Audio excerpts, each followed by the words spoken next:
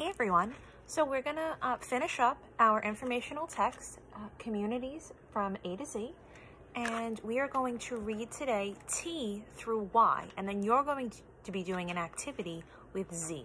So let's get started. T is for travel and transportation. Travel is going from place to place, and transportation is the way in which people get there. People travel across land, water, or through air. Your means of transportation can be your feet, a bicycle, car, airplane, boat, snowmobile, or even a hot air balloon. Someday you might even fly aboard a space shuttle. Public transportation in a community includes buses, streetcars, and trains. So we have some illustrations here of different types of transportation. City communities often have subways or underground trains. What are the main ways of getting around your community? In how many ways do you need to travel during a week? Have you ever traveled to a faraway place by car, train, bus, or plane? So just some questions to think about. U is for utilities. Utilities are community services such as water, electricity, oil, and gas. People in a community need electricity to light their homes and operate their appliances and machines. Without electricity, we could not use our computer, listen to music, or watch television. We would have to wash our clothes by hand and read by candlelight. We use oil or gas to heat our home. Gas is also used in stoves, fireplaces, and clothes dryers. So here's some people using utilities. If we did not have indoor plumbing, we would have to carry water from a well.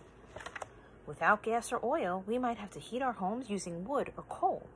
Without electricity, people would have to make things by hand as they did in the days of the pioneers. V is for volunteers. Volunteers are community helpers who work without being paid. Library and classroom helpers, lunchtime supervisors, and crossing guards are often volunteers. Other volunteers work in places such as hospitals and food banks. Doing volunteer work is a great experience. You can help in your school or walk dogs at an animal shelter. Being a volunteer helper in your home will make your family happy. So here we have some photos of people volunteering. So I'm going to read this caption right here, top left. This woman is a hospital volunteer who works with premature babies or babies born too early. Here we have right here. You can volunteer right at home. Or this one. You can volunteer to walk your dog or neighbors. Volunteer work will teach you how to give without expecting anything in return. Your reward will be a wonderful feeling in your heart. W. W is for working together. The people in a community work together to make their community a better place. They depend on one another. They share buildings, goods, and services. People within a community also depend on one another for support and help.